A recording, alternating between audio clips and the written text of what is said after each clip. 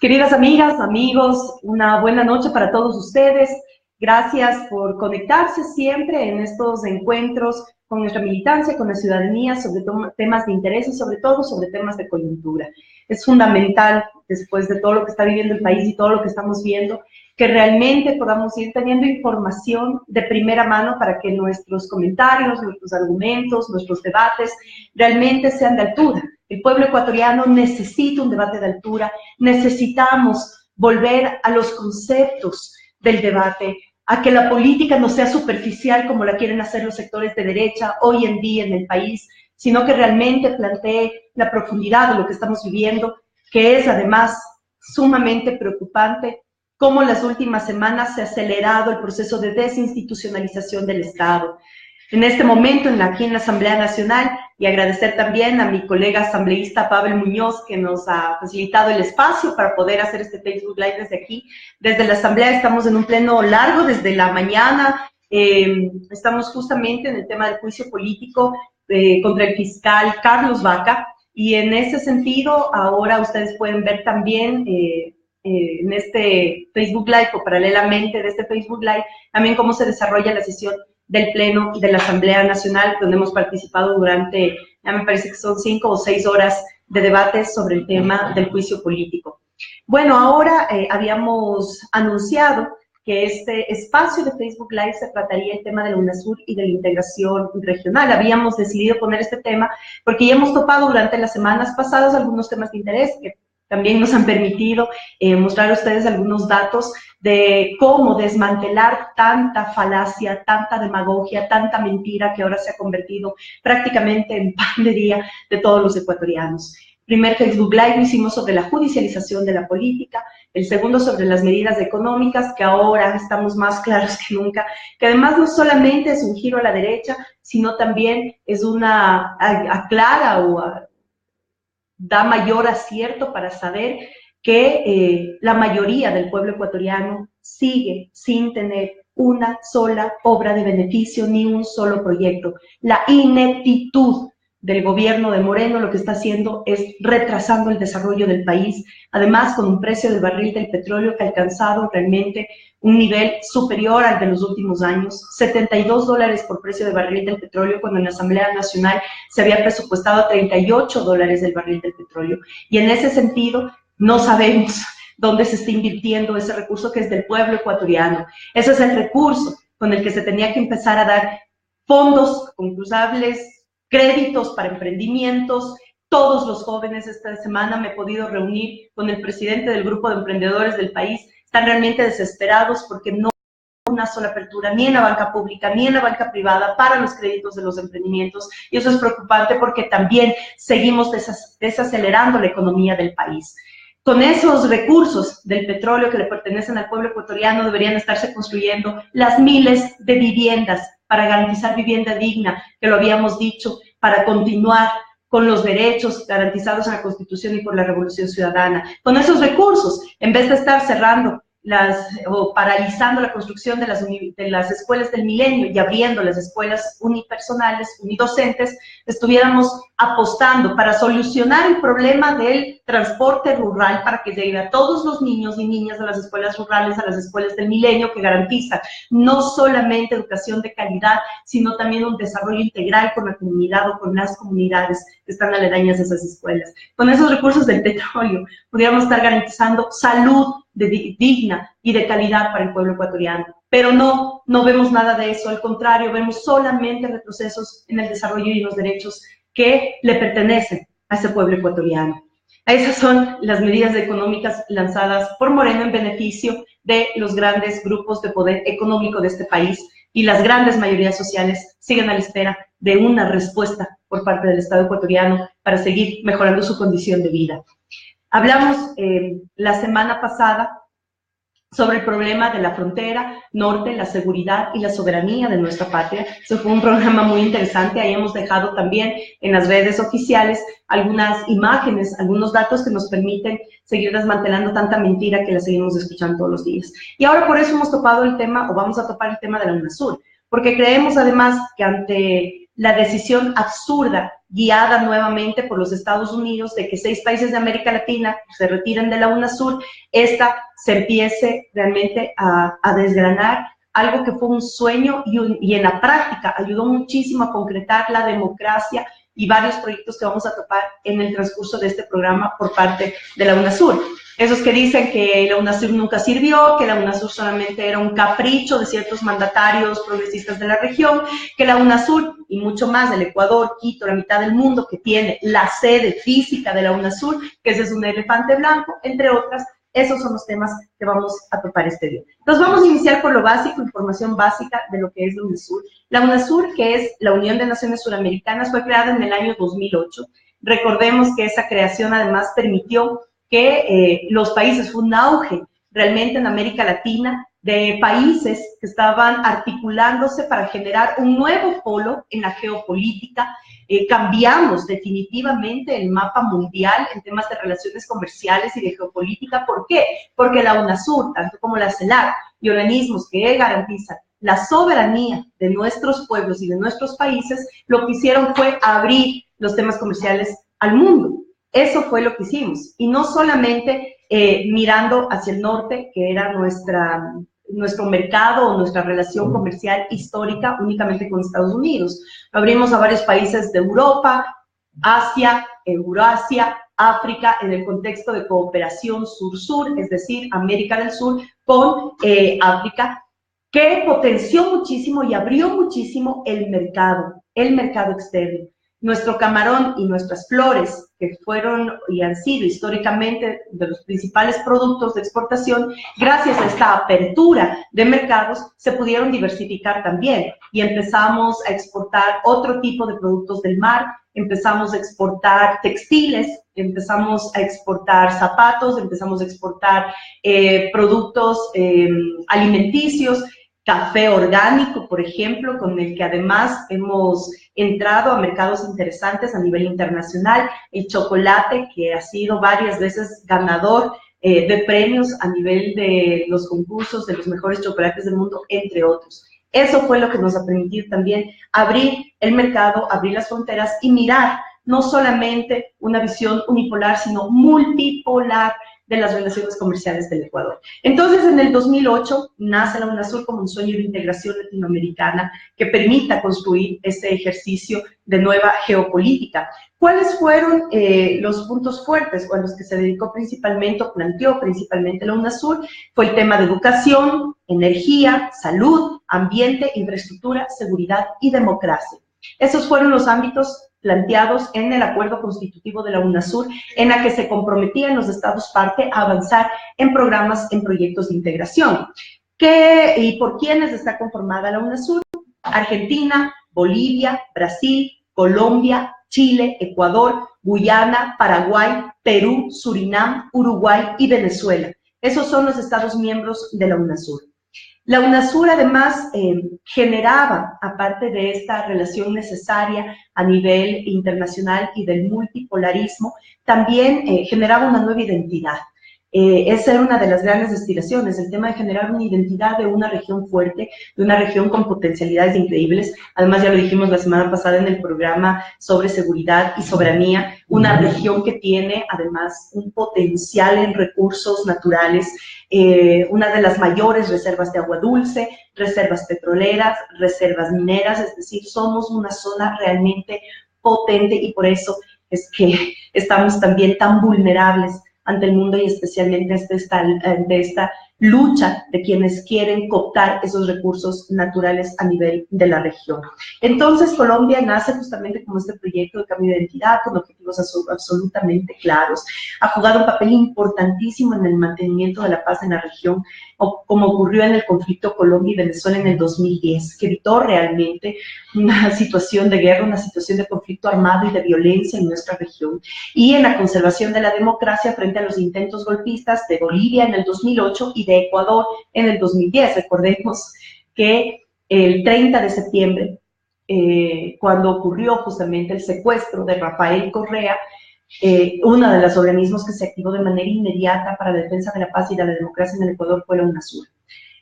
Su primer secretario, que fue Néstor Kirchner, fue el primer secretario de la UNASUR. expresidente de la República de Argentina y además uno de los grandes del continente latinoamericano, a quien está dedicado a la entrada también del edificio de la UNASUR un monumento de Néstor Kirchner, que ahora hemos visto con sorpresa que ciertos sectores antagónicos al progresismo, ciertos sectores que además siguen soñando con ese deseo de privilegio a las oligarquías, han pedido que así como se retire el busto de Che Guevara en Guayaquil, que también se retire el monumento de Néstor Kirchner en la sede de la UNASUR en la mitad del mundo.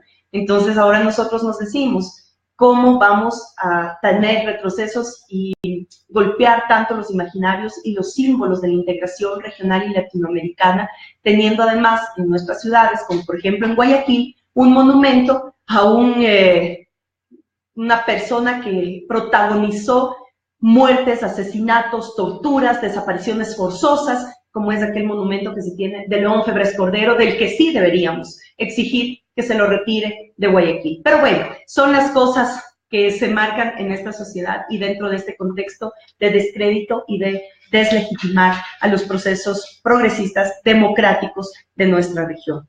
¿Cuáles son algunos de los logros de la UNASUR? Porque hemos escuchado, como mencionaba hace un momento, de que la UNASUR no hizo nada, que fue solamente un club de amigos de izquierdistas de la región.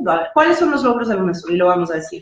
Por ejemplo, en Honduras, en el año 2009, fue defensor de la democracia y del orden constitucional en Honduras, durante el golpe de Estado que derrocó al presidente Manuel Zelaya. Ya casi no lo recordamos y es bueno tener memoria, por eso yo digo siempre, siempre, qué bueno que es tener memoria, porque nos permite recordar estos episodios en los que instituciones y personas fueron fundamentales para sostener la democracia y la paz en nuestra región. Por lo tanto, en Honduras, el presidente Manuel Zelaya, en ese tiempo Ecuador tenía la presidencia pro tempore de la UNASUR, Rafael Correa, fue el encargado de manifestar la molestia de la región por la invitación del gobierno español, anfitrión de la cumbre Unión Europea, América Latina y el Caribe, sin el régimen de Honduras. En Colombia, en el 2009, el entonces presidente de Colombia, Álvaro Uribe, que tampoco se nos olvide ese nombre la semana anterior, a propósito de el tema de la frontera, habíamos puesto en las redes sociales también una fotografía histórica de cuando Rafael Correa hizo valer la soberanía, la dignidad y la paz ecuatoriana y de América Latina frente al nefasto colombiano Uribe. Bueno, en Colombia, en el 2009, el entonces presidente de Colombia, Álvaro Uribe, anunció la intención de firmar un acuerdo de cooperación técnica con Estados Unidos, que incluyó utilizar 7 bases militares en territorio colombiano con la posibilidad de acceder a otras instalaciones. Los mandatarios de países como Venezuela, Ecuador, Bolivia y Brasil rechazaban permitir bases norteamericanas en Latinoamérica. Sin embargo, ya lo vimos la semana pasada, cuántas bases militares están instauradas en América Latina y en la región. Y Brasil, que en ese entonces, obviamente, con Lula da Silva rechazaba la instauración de bases militares, que en Brasil además no tenían bases militares norteamericanas, resulta que en el año 2017, estamos hablando del año pasado, ya el golpista Temer permitió la instauración de 3 experimentos de presencia, de 3 experimentos de bases militares con presencia de militares norteamericanos en territorio brasileño, lo que también debería llamarnos la atención, porque lógicamente atenta esa posibilidad de democracia y de paz en la región.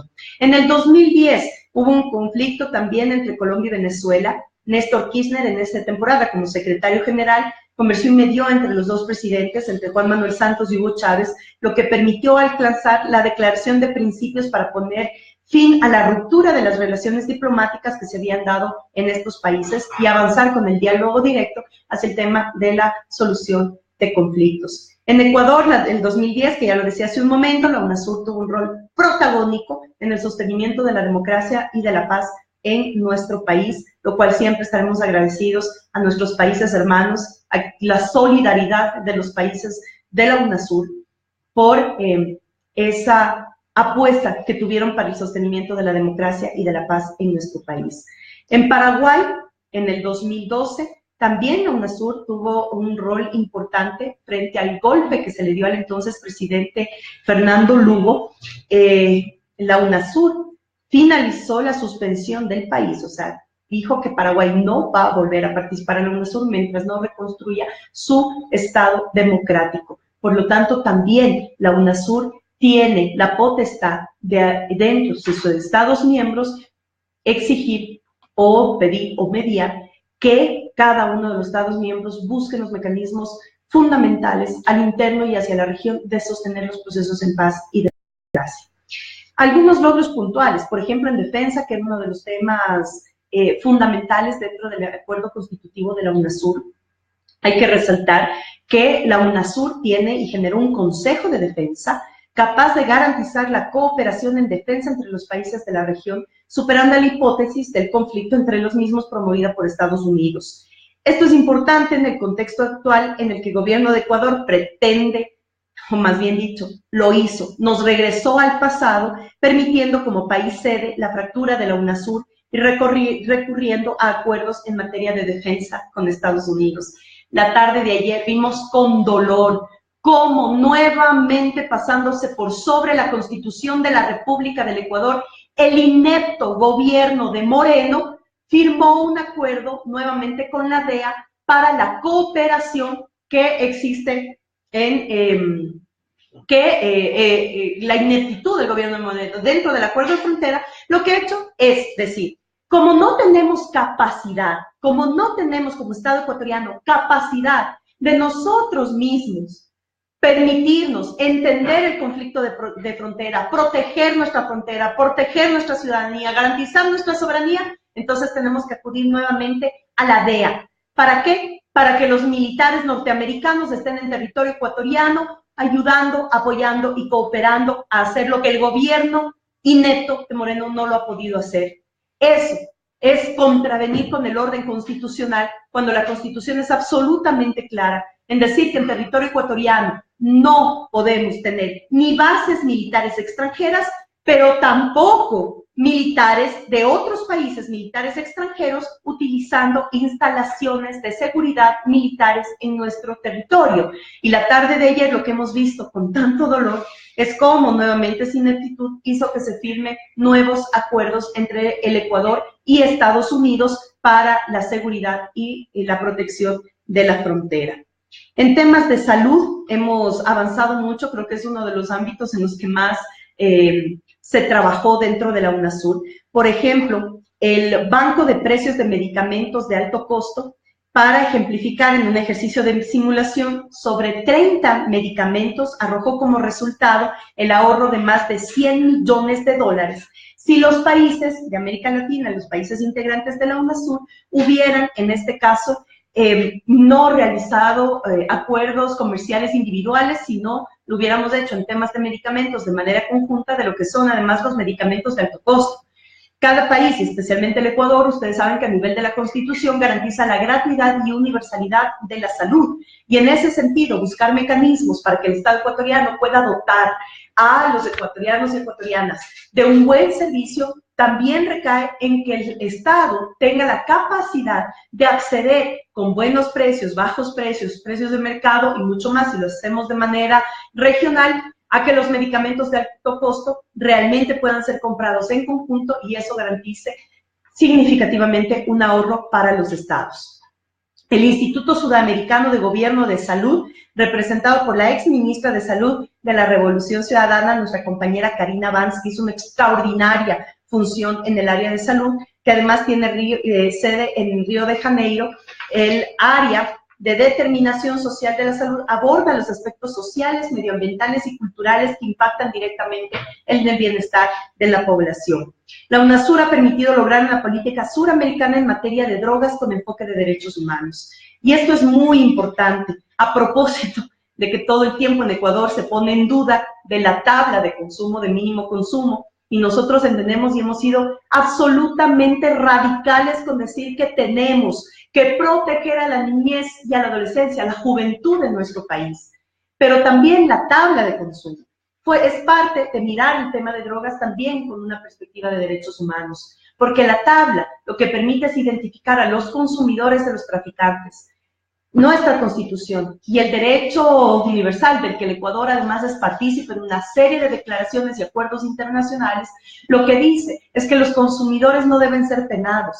no son penados los consumidores en nuestro país, sí los traficantes. Tenemos que poner mano dura contra todo, microtraficante y traficante en general. Pero una de las cosas que permite la tabla es identificar quién es consumidor y quién es traficante. Así que no nos confundamos en eso, y en eso la UNASUR tuvo una claridad realmente extraordinaria en identificar el tema de la problemática de drogas, no solamente como un tema de salud pública que tiene que ser atendida por los estados, sino también con un enfoque de derechos humanos.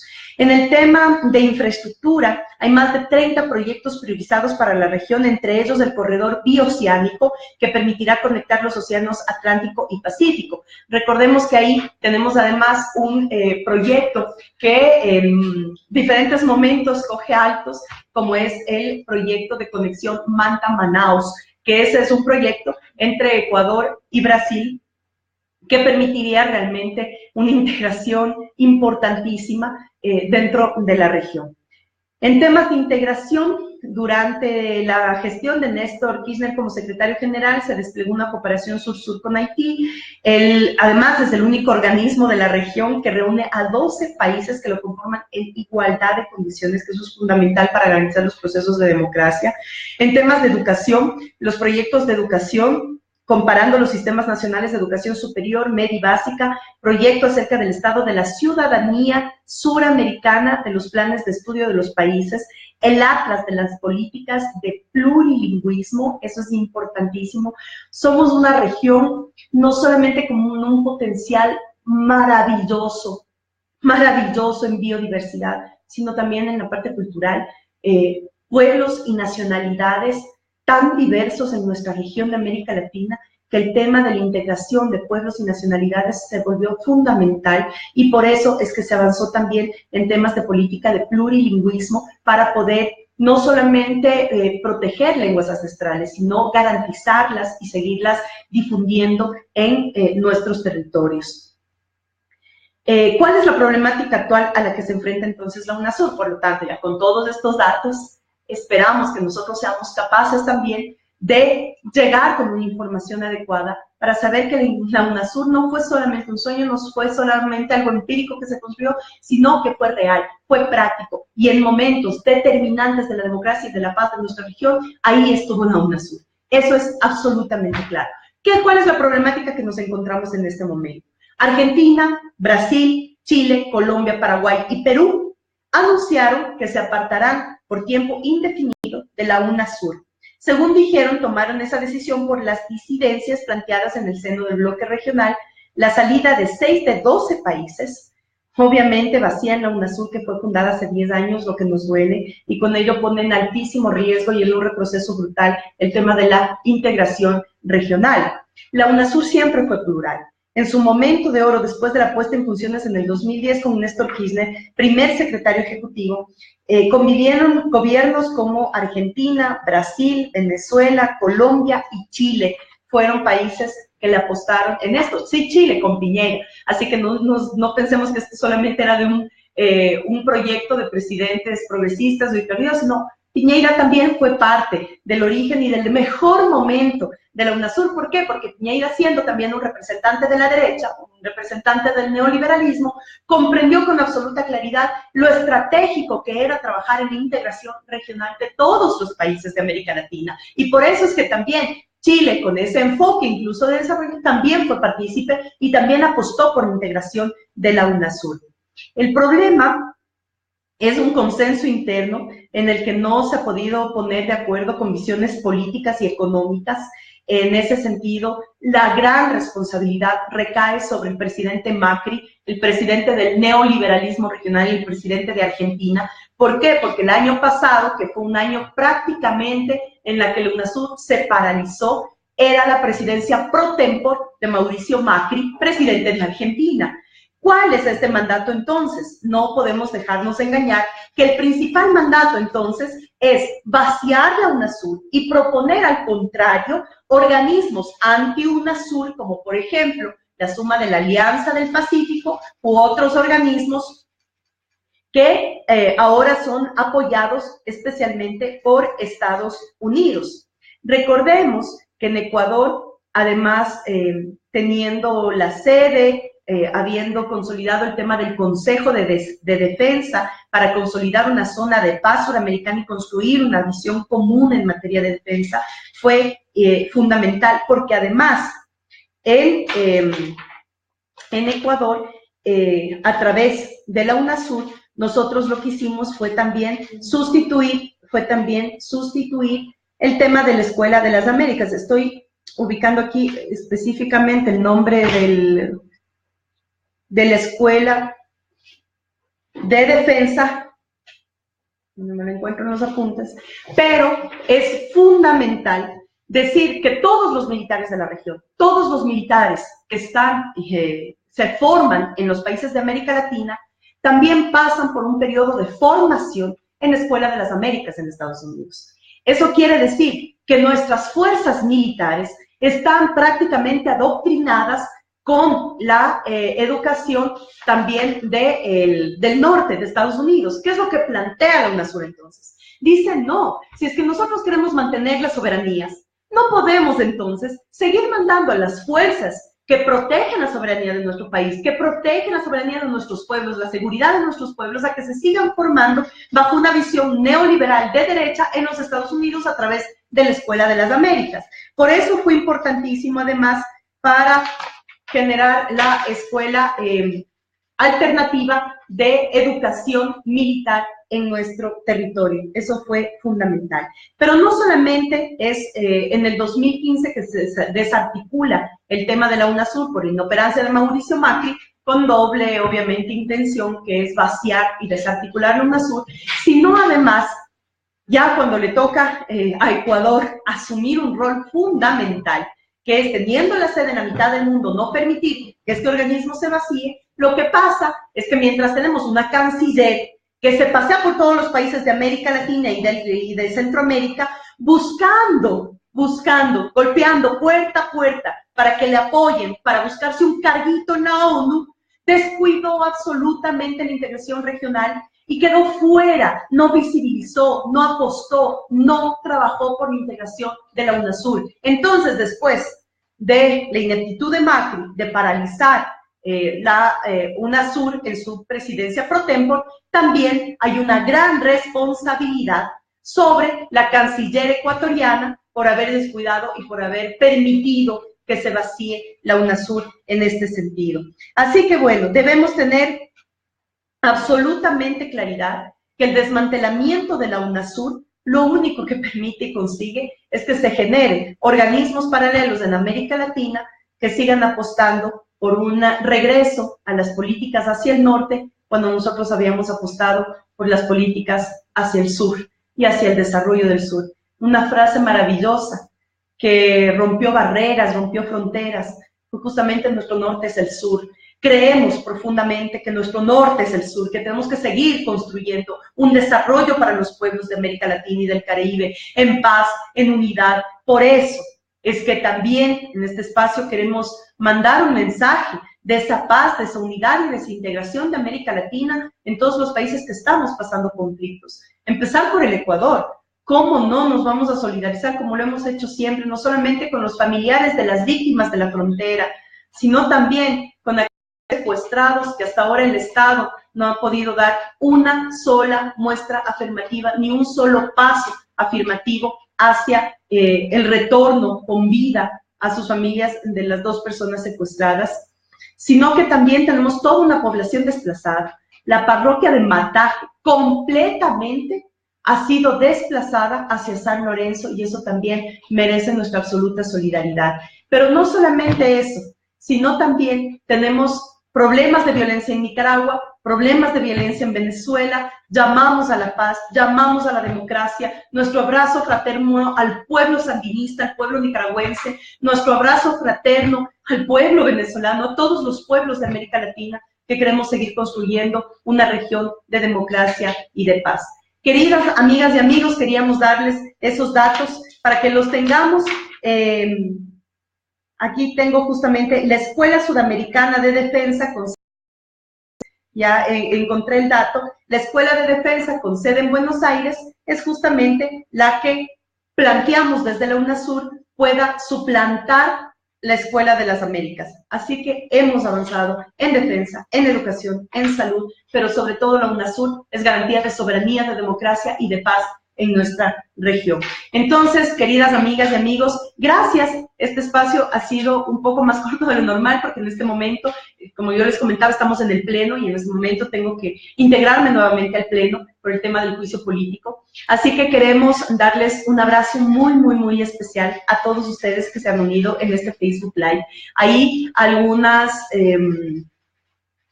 algunos mensajes, algunos saludos que hemos recibido en temas de nuestras redes sociales, que siempre mandamos nuestros debidos saludos a quienes nos acompañan. Gracias a María de Lourdes Martínez desde Toronto, Canadá.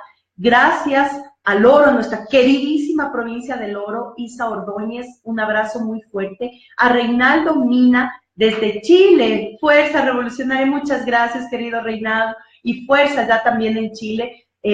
Ahora hemos retomado en Chile también el debate sobre la educación gratuita en Chile. En Santa Elena, mi querida Alex, un beso grandote, gracias a Santa Elena, gracias a Naranjito, a nuestro querido Carlos, gracias desde España a Carmen Moreno, saludos desde New Jersey, me imagino Johnny Cascante, muchas gracias, desde New Jersey, desde Machala. Bueno, gracias a todas y todos ustedes. La próxima semana nos volvemos a encontrar en este espacio y esperamos siempre aportar un poquito más para que la información que tengamos sea información que nos permita debatir de altura, en altura, como decimos siempre, a la altura del pueblo ecuatoriano, que merece mucho respeto, que merece un pueblo ecuatoriano muchas propuestas para el desarrollo. Esa es nuestra tarea y así eso tenemos que enfocarnos. Un abrazo muy fuerte a todas y todos ustedes. Nos vemos la próxima semana y con fuerza, con valentía, con firmeza, que aquí seguimos, batallando desde nuestra trinchera ecuatoriana y latinoamericana para demostrar al mundo que somos una potencia